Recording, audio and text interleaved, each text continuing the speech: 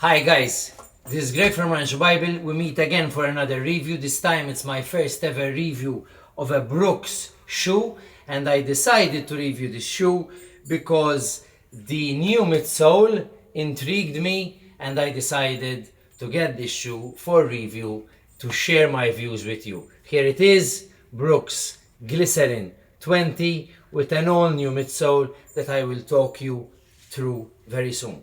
It comes in a weight of 287 grams in my size. It's not the lightest of running shoes, and it feels that it's not light, but it's not a shoe that you need to really disappear on your foot. You know, it's not a race day shoe, it's not a tempo shoe.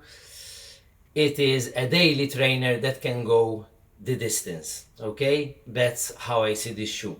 The upper is very comfortable, but before that I will tell you that the stack height is a full 38 to 28 millimeter, having a 10 millimeter drop, and it is the highest stack shoe of Brooks. It is even higher than the Brooks Hyperion Elite, which is their race day shoe. Okay, so this is the max cushioned shoe that you can get of Brooks. It is 20 years plus of technology of this shoe. It's one of the most sold brands around the world. They have the Ghost as well model, and this is the Glycerin that has more stack height, and that was why I wanted to get my hands on this shoe to share my views with you guys. Okay, the upper is very comfortable. It gets a little bit warm. Okay, it's highly padded in the heel. It's not gusseted. The tongue is not gusseted. It has this loop here where the lace is going, so basically the tongue stays in place. It has a lot of cushioning there in the heel and the tongue, so that makes it for a plush upper, very soft. Okay, but obviously there is the weight element that the upper raises up in the shoe because it is quite a heavy shoe. It is a bit beyond average, okay, for a daily trainer. It is a very stable upper. As I said, it has many overlays, as you can see, these overlays here in strategic places that make it inherently stable, okay, and it has a very good lockdown.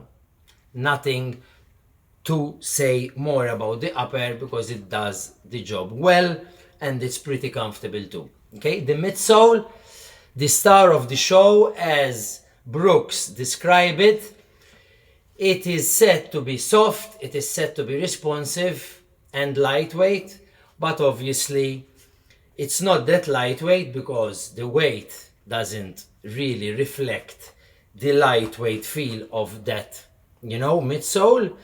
It is, on the other hand, resilient in the sense that when you press it, it is a hard feel.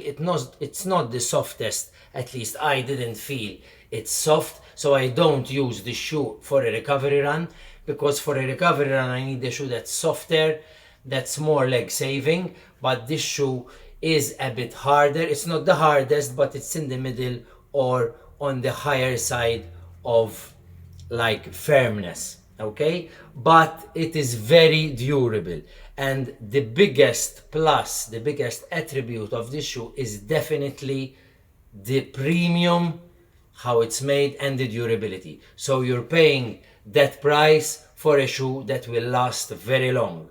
One, because the midsole, this nitrogen infused midsole, is long lasting, and the outsole, here you see it, that thick outsole there is very, very durable. I ran over 80 kilometers in this shoe, and there is no way I can see anywhere on this shoe.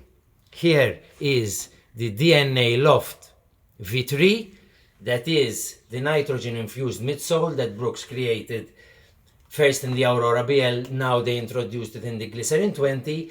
It is a shoe that doesn't turn heads, nothing that you write home about, but it does its job well.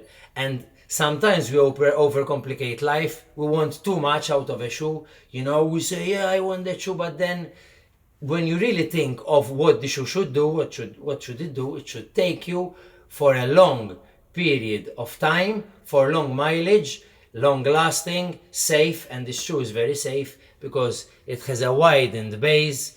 It is very stable. There is a stable version of it. It's called the Glycerin 20 GTS, okay, that has added guide rails on the side, but this is the neutral normal version. So as I said, this is geometrically stable, it's safe, it will go the distance, but it's not head turning.